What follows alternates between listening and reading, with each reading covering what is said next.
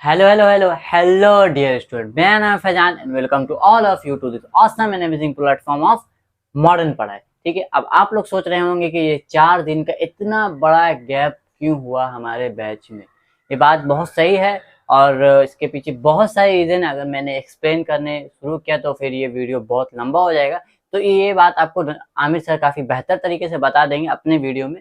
ठीक है, मैं आपको पढ़ाने पे ध्यान देता हूँ कि आपका जो सिलेबस है बाकी। और मैं एक बात पहले बता देता हूँ कि ये 4 दिन जो बैच का आपका लॉस हुआ है हम लोगों की वजह से, ये आपको कुछ एक्स्ट्रा एक्सटेंड नहीं होगा। आपका बैच का जो डेट है 31 मार्च, उसी टाइम में खत्म होगा। उससे आगे हम लोग बैच को लेके जाने वाले नहीं है। ठीक है, हम लोग 31 मार्च को ही अपना काम पूरा कर देंगे, अपने बैच को कंप्लीट करेंगे। आपका ये जो 4 दिन वेस्ट हुआ है इसे आप वेस्ट ना समझिए, इसे आप एज अ वेकेशन लीजिए। और जो आपको पढ़ाया गया था उसे रिवीजन करते रहे होंगे। मुझे ये बात पूरी यकीन से मैं कह सकता हूँ कि मुझे इतना तो भरोसा है आप लोग पे कि आप लोगों ने बहुत ही कम ही पढ़ा है। मैंने तो बायो के रिलेटेड आपको बहुत ही कम पढ़ाया। एक चैप्टर भी हमारा खत्म नहीं हुआ जिसका नाम सेल, जो आज हम लोग फिनिश आउट करने वाले हैं। अब उसके बाद बात ये रही कि अगर वो 4 दिन वेकेशन में गया तो उस 4 दिन का स्टडी का क्या। उस 4 दिन का स्टडी को ये मेरी जिम्मेदारी है कि मैं आपको वैसे ही मटेरियल, वही कंटेंट प्रोवाइड करूंगा,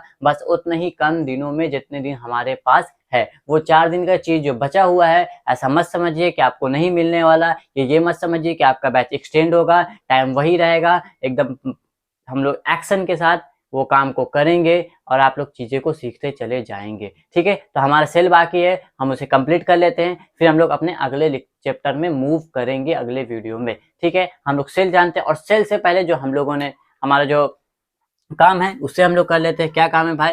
फ्लैश डिवीजन कर लेते हैं। फ्लैश डिवीजन से मुराद क्या है मेरा? फ्लैश डिवीजन से मुराद ये है कि हम लोगों ने जो भी पिछले क्लास में पढ़ा है, जैसे कि मैं रिवीजन कराता हूँ हर बार, मैं इस बार भी रिवीजन कराऊंगा। आप मेरे साथ बातों को रिपीट करिए, कॉपी को खोलिए, आप अपने आंखों को बंद करिए, जैसे भी आपका मर्जी है आपको चीजों को देख करके रिवाइज कीजिए, बिना देखे। मेरा तो यही रहेगा सजेशन आप लोगों को कि आप लोग चीजों को बिना देखे रिवाइज करिए अपने मन में। आई थिंक सो कि आप लोगों को चीजें याद होगी, आप लोगों ने भूली नहीं होगी, अगर जैसे मैंने बोला आप वैसे करते हुए आए होंगे तो। और अगर आपको अभी रिवीजन नहीं करना है तो आप वीडियो को पॉज करिए, 2 मिनट लगाइए, रिवीजन करिए, फिर मेरे साथ एक बार और रिवीजन करिए। हम लोगों ने क्या पढ़ा? सेल से रिलेटेड हम लोग सेल से रिलेटेड एक डिफिनेशन पढ़े थे जिसका था structure and functional unit of, किसको बोलते हैं हम लोग? सेल को बोलते हैं। वो बात ये जाहिर करती है कि कोई भी चीज जो एक यूनिसेलुलर या एक सेल से एग्जिस्ट करती है वो अपनी जिंदगी के सारे एसेंशियल फंक्शंस अंजाम दे सकती है, अपने सारे वर्क को कर सकती है जिंदा रहने के लिए। लेकिन कोई भी चीज जो एक सेल से छोटी है, जो एक सेल के बनिस्बत नहीं है, जो एक सेल के कंपैरिजन में छोटी होगी, वो अपनी लाइफ को एग्जिस्ट नहीं कर पाएगी, वो खुद अपनी लाइफ जी नहीं पाएगी। उसे हम लोग नॉन लिविंग थिंग के नाम से पुकारेंगे अगर वो चीज सेल से छोटी है। एक यूनिसेलुलर, आपको मालूम है कि सेल कितना छोटा होगा? इससे भी छोटी चीज मैं तो एज एग्जांपल दे रहा हूँ, जो माइक्रोस्कोप में दिखाई जाए उससे छोटी चीज कोई पाई जाएगी तो उसे हम लोग सेल नहीं पाए बोलेंगे, या फिर वो अपने सारे कामों को नहीं परफॉर्म कर पाएगी। उसके बाद हम लोगों ने देखा कि सबसे पहले सेल किसने देखा? तो सबसे पहले सेल किसने देखा था ये बात आप मुझे बताएंगे, जल्दी बताओ। हाँ सही बताया आपने, रॉबर्ट हुक साहब ने सबसे पहले इस सेल को देखा था। ठीक है, वो किसने, फिर उन्होंने पता चला कि ये एक लिविंग सेल नहीं था, उन्होंने जो देखा था वो एक सेल वॉल था। फिर एंटन वॉन लियोवेनहुक साहब ने उसे एक लिविंग सेल को देखा। ठीक है, लिविंग सेल देखा। उसके बाद हम लोग आगे बढ़ते हैं तो हम लोगों ने जाना लार्जेस्ट कौन सेल है बताइए आप लोग? Ostrich longest cell, nerve cell. और उसके बाद हम लोगों ने क्या जाना? स्मॉलेस्ट सेल माइकोप्लाज्मा, जो कि समझ लीजिए 0.1 से 0.8 के लगभग में माइक्रोमीटर के अंदर आता है। ठीक है, उसके बाद हम लोगों ने बातों को जानना शुरू किया तो हम लोग सेल के अंदर देखा। सेल के अंदर हम लोग को दो चीजें मिली, एक प्रोटोप्लाज्म मिला, एक सेल कवरिंग मिला। सेल का प्रोटोप्लाज्म के नीचे साइटोप्लाज्म, न्यूक्लियस अलग अलग मिले। सेल कवरिंग के नीचे हम लोगों को मिला सेल मेम्ब्रेन और सेल वॉल। ठीक है, उसके बाद हम लोग को न्यूक्लियस को क्या बोला? न्यूक्लियस को cell membrane of the cell बोला। साइटोप्लाज्म में क्या था? साइटोप्लाज्म में लिविंग और नॉन लिविंग थिंग एग्जिस्ट करते थे। ठीक है, और यहाँ पे हम लोग को सेल वॉल और सेल मेम्ब्रेन देखा, जिसमें सेल मेम्ब्रेन क्या था? परमिएबल था, सेल वॉल परमिएबल नहीं था, वो एक रिजिड बॉडी था। मतलब वो ऑस्मोसिस जैसा अमल करा नहीं पाएगा। ऑस्मोसिस का अमल मैंने आपको समझा दिया है, तो आप, मुझे मालूम है कि आप लोग को मालूम होगा। ठीक है, अब मैं आगे बढ़ता हूँ तो न्यूक्लियस में हम लोग 4 पार्ट देखे, न्यूक्लियर मेम्ब्रेन, न्यूक्लियर रेटिकुलम देखे। ठीक है, उसके 4 पार्ट देखे, उसके बारे में पढ़े। उसके नीचे आए, फिर हम लोगों ने पढ़ा माइटोकॉन्ड्रिया। माइटोकॉन्ड्रिया क्या बोला जाता है? Power house of the cell बोला जाता है। राइबोसोम देखा, राइबोसोम के यूनिवर्सल ऑर्गन पाया जाता है क्योंकि वो हर तरह के ऑर्गेनिज्म में, हर तरह के सेल में मौजूद होता है। ठीक है, और उसके बाद यूकैरियोटिक में 31 राइबोसोम पाया जाता है और प्रोटो क्या प्रोटोटाइप बोल रहा हूँ मैं, प्रोकैरियोटिक में 70 राइबोसोम पाया जाता है। उसके नीचे भी हम लोगों ने कुछ बातों को जाना जो बेसिक्स थे हमारे। अब हम लोग उसके आगे बढ़ेंगे, मतलब अब हम लोग पढ़ेंगे एंडोप्लाज्मिक रेटिकुलम। ये एंडोप्लाज्मिक रेटिकुलम क्या है, ऐसे ही तरह के कुछ छोटी छोटी चीजें हैं, कुछ छोटी छोटी डिफिनेशंस के टाइप पर है जो हम लोग को शॉर्ट फॉर्म में पढ़नी है, ताकि वो चीजें आपके आगे आने वाले वक्त में बेसिक के लिए बहुत अच्छी तरीके से काम आ सके। चलिए अब हम लोग एंडोप्लाज्मिक रेटिकुलम के आगे बढ़ते हैं। ठीक है, एंडोप्लाज्मिक रेटिकुलम नाम से ही समझ में आ रहा होगा ये क्या किस प्रकार का होगा। अब नहीं समझ में आ रहा हो तो मैं तो हूँ ही, है ना। एंडोप्लाज्मिक रेटिकुलम को जानते हैं हम लोग, endoplasmic reticulum, endoplasmic reticulum, endoplasmic reticulum, endoplasmic reticulum, endoplasmic reticulum. हाँ, आप लोग को मैं एक बार फिर से बता दे रहा हूँ कि अगर आप लोग कोई सिर्फ वीडियो देख रहे हैं तो मतलब आप पढ़ाई नहीं कर रहे हैं, ठीक है। इसीलिए मेरे साथ साथ नोट डाउन करते जाइए। अगर आपको बोर्ड पे नहीं भी दिखे मेरे खड़ा होने की वजह का, तो मैं चीज़ों को रिपीट करता हूँ और चीज़ों को बार बार बोलता हूँ। आप भी बोलिए, आप नोट डाउन भी कीजिए, ठीक है। आपको चीज़ें याद होती जाएगी, ठीक है। तो लिखिए एंडोप्लाज्मिक रेटिकुलम। एंडोप्लाज्मिक रेटिकुलम कहाँ पाया जाता है, नियर द न्यूक्लियस पाया जाता है। सबसे पहले बात हम लोग यही लिख देते हैं, नियर द न्यूक्लियस, ठीक है। पूरा पूरा नहीं लिखेंगे। नियर द न्यूक्लियस कहाँ पाया जाता है भाई, नियर द न्यूक्लियस पाया जाता है। कैसे फॉर्म में पाया जाता है, स्कैटर्ड फॉर्म में पाया जाता है, स्कैटर्ड फॉर्म में पाया जाता है नियर द न्यूक्लियस, ठीक है। स्कैटर्ड फॉर्म में नियर द न्यूक्लियस पाया जाता है। समझ लीजिए अगर आप ये आपका ये न्यूक्लियस है, अगर ये आपका न्यूक्लियस है, ठीक है, तो ये कुछ इस प्रकार में पाया जाता है हम लोग एंडोप्लाज्मिक रेटिकुलम। इसमें भी दो प्रकार होते हैं, ठीक है। एक स्मूथ एंडोप्लाज्मिक रेटिकुलम, एक रफ एंडोप्लाज्मिक रेटिकुलम। नाम से समझ में आ रहा होगा, रफ एंडोप्लाज्मिक रेटिकुलम थोड़ा खुरदुरा टाइप का होगा, स्मूथ एंडोप्लाज्मिक रेटिकुलम पूरा का पूरा स्मूथ होगा। जैसे कि इसको हम लोग बोलते हैं स्मूथ एंडोप्लाज्मिक रेटिकुलम, मैं शॉर्ट में लिख दे रहा हूँ। ये हो गया जो खुरदुरा टाइप का पाया जाता है, इसको हम लोग बोलते हैं rough endoplasmic reticulum, rough endoplasmic reticulum. इससे ज्यादा आपको अभी जानने की जरूरत नहीं है, ठीक है। आगे बढ़ते हैं। एंडोप्लाज्मिक रेटिकुलम के जस्ट बगल में हम लोग देखते हैं कि गोल्गी बॉडी क्या होता है भाई। गोल्गी बॉडी नाम आप लोगों ने सबने सुना होगा। एक्चुअल में क्या है ना कि आप लोग कुछ नया नहीं पढ़ रहे हो, ना ही मैं कुछ नया पढ़ा रहा हूँ। आप लोग ये सारी बातें को बहुत ही अच्छे तरीके से जानते हो। आई थिंक मुझसे भी ज़्यादा अच्छे तरीके से आप ये सारी चीज़ों को जानते होंगे, ठीक है। बस ये चीज़ें आपकी किसी न किसी माइंड के कोने में है, जिसे मुझे निकालने का काम करना है, सामने वाले माइंड में लाना है, ताकि आपको चीज़ें आसानी से रिकॉल हो पाए और आपको 11th में बूस्ट के साथ आप अपना 11th का शुरुआत कर सके। गोल्गी बॉडी एकदम आसान है। गोल्गी बॉडी का इजाद किया था 1898 में कैमिलो गोल्गी नामी साइंसदान। और कैमिलो गोल्गी नामी साइंसदान, आप नाम से समझ रहे होंगे कि ये साइंसदान का नाम पे ही इसका पड़ा था। कैमिलो गोल्गी नामी साइंसदान ने डिस्कवर किया था। क्या किया था, इसका डिस्कवर किया था। ये कहाँ पाया जाता है, ये भी नियर द न्यूक्लियस पाया जाता है। Near the nucleus, near the nucleus पाया जाता है, नियर द न्यूक्लियस पाया जाता है। कैसे फॉर्म में पाया जाता है, स्कैटर्ड फॉर्म में पाया जाता है, स्कैटर्ड फॉर्म में पाया जाता है, स्कैटर्ड फॉर्म में पाया जाता है, स्कैटर्ड फॉर्म में, स्कैटर्ड फॉर्म में पाया जाता है, ठीक है। स्कैटर्ड फॉर्म में पाया जाता है। इसका शक्ल कैसा होता है, ठीक है, इसका शक्ल हम लोग का ट्यूब लाइक बोल सकते हैं। स्कैटर्ड ट्यूब लाइक स्ट्रक्चर होता है, स्कैटर्ड ट्यूब लाइक स्ट्रक्चर होता है। इस प्रकार का कुछ पाया जाता है। हम लोग देखते हैं कि इसका शक्ल कैसे कैसे कैसे कैसे बनता है। तो ये एक पर एक पैरेलल होते, each present each to parallel, मतलब ये एक के ऊपर एक पैरेलल होते हैं। पैरेलल आप लोग समझ रहे होंगे, एक ऐसे ऐसे ऐसे मैं बता रहा हूँ, कुछ इस प्रकार का ये हमारे न्यूक्लियर सेल में पाया जाता है। अगर आप लोगों ने जूनियर क्लास के बच्चों को बुक देखे होंगे तो आप लोग को ये बात बड़ी अच्छे से समझ में आ रही है, ठीक है। इस प्रकार के सेल में पाए जाते हैं। अब इन दोनों बातों को आप लोग जल्दी से नोट करिए, हम लोग और अपने आगे की तरफ बढ़ते हैं। नोट कीजिए, पॉज कीजिए, नोट कीजिए, पॉज कीजिए, नोट कीजिए। अगर आप मेरे साथ नोट कर रहे हो तो अच्छी बात है। पॉज कीजिए, नोट कीजिए। नोट कर लिया, चलो आगे की तरफ बढ़ते हैं। पॉज कीजिए, नोट करिए। इतना तो मैं टाइम दे ही देता हूँ कि आप लोग आराम से पॉज कर सकते हैं और नोट भी कर सकते हैं। कोई भी हड़बड़ी नहीं है, कोई बात नहीं है। 4 दिन वेस्ट हो गया है हमारा, मतलब 4 दिन बैच पीछे हो गया है, लेकिन मैंने गारंटी दी है कि मैं सारी चीज़ों को कराऊंगा। कोई भी चीज़, कोई भी कंटेंट, कोई भी मटेरियल मेरे हाथों से छूटेगा नहीं आपको देने के लिए, ठीक है। आगे देखते हैं, आगे हम लोग को क्या पढ़ना है, आगे हम लोग क्या पढ़ना है, हम लोग आगे लाइसोसोम के बारे में जानते हैं। लाइसोसोम आप लोगों ने जाना ही होगा, ठीक है। लाइसोसोम के बारे में जानते हैं कि लाइसोसोम होता क्या है, लाइसोसोम होता क्या है। लाइसोसोम को सुनते ही आप सभी के माइंड में कहीं ना कहीं एक घंटी बजी होगी, जिसने कहा होगा लाइसोसोम को हम लोग सुसाइडल बैग भी बोलते हैं। ये बोलते किस लिए हैं ये भूल गया होगा आप लोगों ने, तो मैं बताता हूँ। ठीक है, लाइसोसोम को हम लोग सुसाइडल बैग भी बोलते हैं। सुसाइडल बैग भी बोलते हैं। सुसाइडल बैग क्यों बोलते हैं?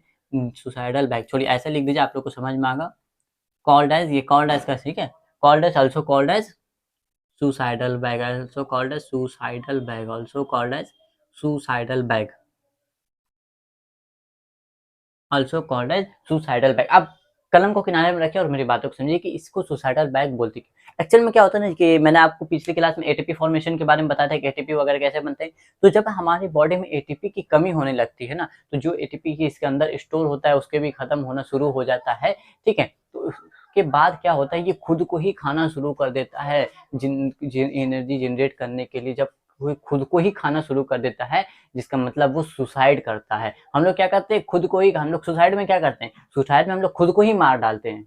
वही होता है ना सुसाइड में, किसी भी तरीके से आपने सुसाइड किया, मतलब कोई इंसान, मैं आपको नहीं कह रहा हूँ, कोई भी इंसान सुसाइड करता है वो क्या करता है, खुद को ही मार डालता है, खुद का ही एग्जिस्टेंस खत्म कर देता है। कुछ इसी तरीके से ये भी काम करता है, जब इसमें एनर्जी की कमी होने लगती है तो ये एनर्जी जनरेट करने के लिए खुद को ही मार डालता है, खुद को ही सुसाइड हो जाता है। ठीक है, इसीलिए इसको सुसाइडल बैग का नाम किया जाता है। कंटेन क्या करता है, it contain enzyme, in contain contain contain digestive engine, contain digestive enzyme, मतलब आपका जो डाइजेस्टिव सिस्टम के जितने इंजाइम्स होते हैं उसमें से बहुत सारे इंजाइम ये कंटेन करता है। Contain digestive enzymes, contain digestive enzymes, contain digestive enzymes. ठीक है, इससे रिलेटेड आपको और ज्यादा बातें जानने की जरूरत नहीं है। न्यूक्लियोलस के आगे बढ़ते हैं। न्यूक्लियोलस, न्यूक्लियोलस के आगे बढ़े, चलिए आप पहले ये समझ लीजिए कि वैक्यूल क्या होता है। ये आपके लिए ज़्यादा महत्वपूर्ण है फिलहाल के लिए, न्यूक्लियोलस से ज़्यादा जानने की। ठीक है, न्यूक्लियोलस तो मैंने आपको बता रखा है। वैक्यूल, थिंक सो मैंने स्पेलिंग सही लिखी है, मुझे याद नहीं है कुछ खास। ठीक है, वैक्यूल क्या होता है, वैक्यूल है ना एक तरीके से, जैसे कि आप लोगों को एक वर्ड याद होगा, या हाँ, कैविटी। कैविटी का मतलब क्या होता है, बोलते हैं हम लोगों ने, बोलते हैं कि दांत में कैविटी हो गया है, दांत में कैविटी हो गया। दांत में कैविटी होने का मतलब क्या है, ये हमारा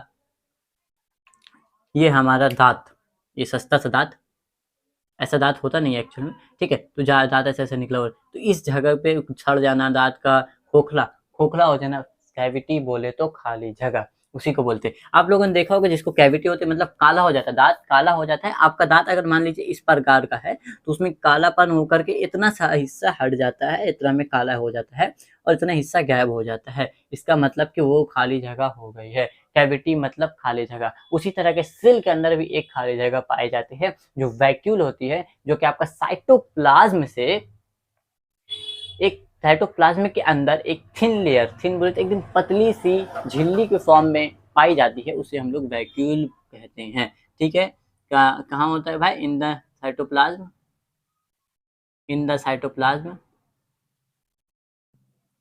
in the cytoplasm, present in the form of, present in the form of, present in the form of, present in the form of, बताइए भाई।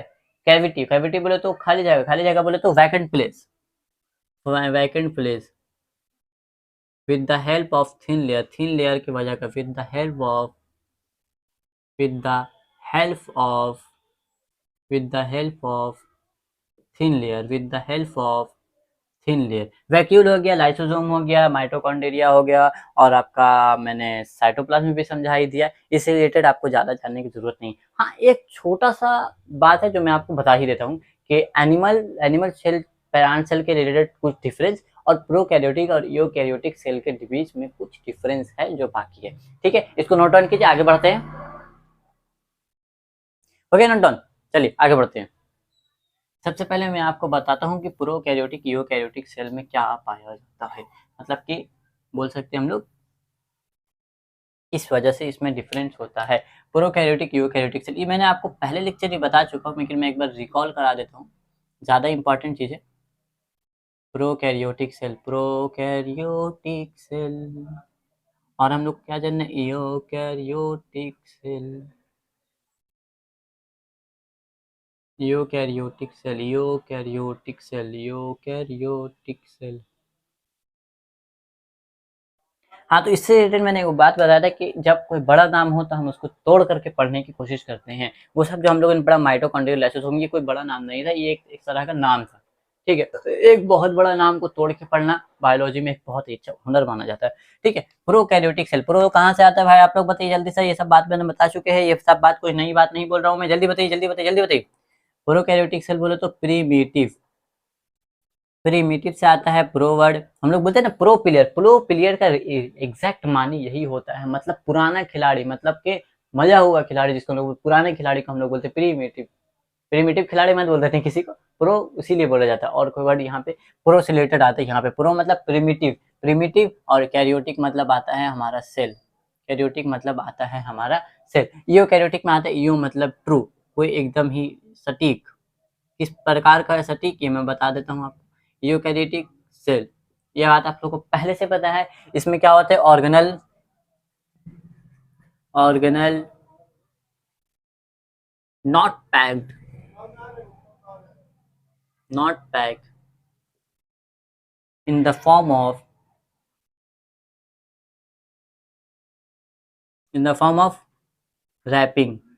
मतलब कि इसमें जो ऑर्गेनल होते हैं उसके ऊपर जेली लेयर किसी भी तरह का नहीं पाया, सब आजाद आजाद होते हैं यहाँ पे। ठीक है, इसमें क्या होता है, जितने भी ऑर्गेनल होते हैं, जितने भी ऑर्गेनल होते हैं वो सारे पाए जाते हैं। Organelle exist, organelle exist in, organelle exist in the form of, in the form of, बताइए भाई, इन द फॉर्म ऑफ पैकिंग या फिर रैपिंग। मतलब इसके जितने भी ऑर्गेनल होते हैं सबके बाहर में एक लेयर पाई जाती है, सब सेपरेट सेपरेट होते हैं, सब आपस में आजाद होकर लड़ते नहीं हैं। ठीक है, और यूकैरियोटिक सेल में क्या होता है, साइटोप्लाज्म में पाया जाता है, लेकिन प्रोकैरियोटिक सेल साइटोप्लाज्म लेक करता है। लेक का मतलब उसमें एग्जिस्टेंस नहीं होती है साइटोप्लाज्म की, साइटोप्लाज्म प्रेजेंट होता है। ठीक है, इसमें क्या होता है, साइटोप्लाज्म लेक होता है। लेक का मतलब होता है जिसमें जब कोई चीज नहीं पाई जाती, कि आप आपका 8 7 9 का सिलेबस भूल गए, उसके बाद 8 7 का आप सिलेबस लेक हो रहा है आप में, आपका सिलेबस वो वाला लेक हो रहा है, मतलब वो सिलेबस आप भूल चुके हो। उसी तरह के इसके पास वो चीज हो ही नहीं, जो आपके पास वो चीज नहीं, इसीलिए तो आप भूल गए। वही सबसे साइटोप्लाज्म यहाँ पे लेक होता है। ठीक है, और इसको नोट डाउन कीजिए। एनिमल सेल प्लांट सेल के रिलेटेड छोटा छोटा सा एक दो बात बताऊंगा, ज्यादा नहीं बताऊंगा, कंफ्यूजन नहीं क्रिएट करना है। जल्दी नोट डाउन कीजिए, पॉज कीजिए, नोट डाउन कीजिए। हो गया, चलिए आगे बढ़ते हैं। एनिमल सेल, प्लांट सेल, ये सब आप लोग को मालूम है, प्लांट सेल एनिमल सेल में क्या पाया जाता है क्या नहीं पाया जाता, लेकिन फिर भी plant cell and animal cell, plant cell, plant cell, animal cell, plant cell,